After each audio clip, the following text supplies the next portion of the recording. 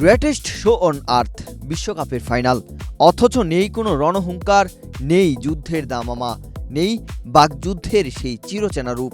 আছে শুধু এক ঝাঁক ফুটবল শিল্পীকে নিয়ে গড়া দুই অসাধারণ দলের নান্দনিক লড়াইয়ের গল্প। সেই সৌন্দর্যের লড়াইয়ে বিশ্বকাপের ফাইনালে মুখোমুখি দুই শৈল্পিক ফুটবলের প্রতিনিধি আর্জেন্টিনা বনাম স্পেন। একদিকে ৩৯ বছর বয়সী লিওনেল মেসি, অন্যদিকে ১৯ বছর বয়সী তরুণ তুর্কি লামিন ইয়ামাল। কিন্তু শেষ হাসি হাসবে কে?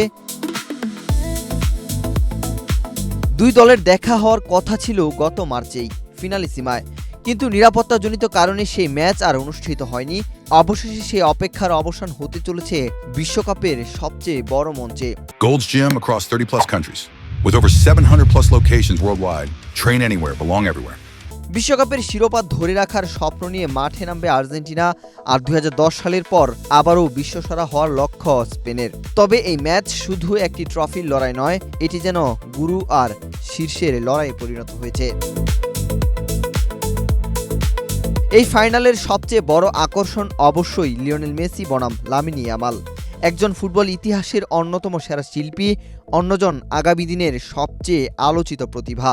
একসময় শিশু ইয়ামালকে কোলে নিয়ে ছবি তুলেছিলেন তরুণ মেসি, আর আজ সেই ইয়ামালই বিশ্বকাপের ফাইনালে দাঁড়িয়ে মেসির প্রতিপক্ষ। ফুটবলের ইতিহাস যেন নিজেই নিজের নতুন অধ্যায় লিখতে প্রস্তুত। মাঠের লড়াইয়ের পাশাপাশি ডাগআউটেও রয়েছে দারুণ এক গল্প। আর্জেন্টিনার কোচ লিওনেল স্কালোনি যখন কোচিং কোর্স করেছিলেন, তখন তার প্রশিক্ষকদের একজন ছিলেন স্পেনের বর্তমান coach Luis de la Fuente. ফলে এক অর্থে এটি গুরু আর শীর্ষের লড়াই। বিশ্বকাপে আর্জেন্টিনা ও স্পেন এর আগে মাত্র একবার মুখোমুখি হয়েছে, আর সেই ম্যাচে জয় পেয়েছিল আর্জেন্টিনা। ১৯৬৬ সালের সেই ম্যাচে আলবিসেলেস্তারা ২-১ গোলে হারিয়েছিল স্পেনকে।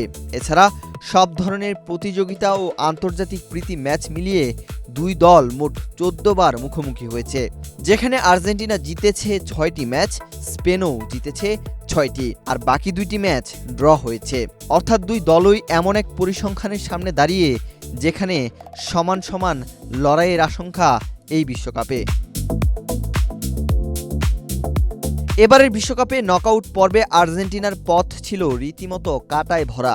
কখনো অতিরিক্ত সময়ে জয়, কখনো পেনাল্টির উত্তেজনা, আবার কখনো শেষ মুহূর্তের নাটকীয়তা।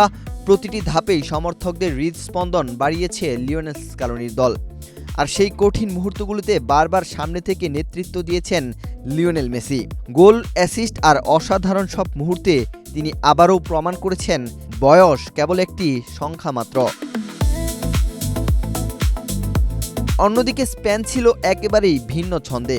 বলের নিয়ন্ত্রণ, নিখুঁত পাসিং, পরিকল্পিত আক্রমণ আর অসাধারণ দলীয় সমন্বয়ে প্রতিপক্ষদের একে একে হারিয়ে এসেছে তারা। টানা ৩৭ ম্যাচ অপরাজিত থেকে বিশ্বকাপের ফাইনালে ওঠা দলটি এখন ইতালির দীর্ঘদিনের অপরাজিত থাকার রেকর্ড স্পর্শ করার দ্বারপ্রান্তে দাঁড়িয়ে।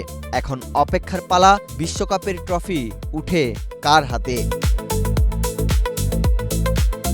ওয়াহিদ হুসাইন জিহাদ, বাংলাদেশ প্রতিদিন।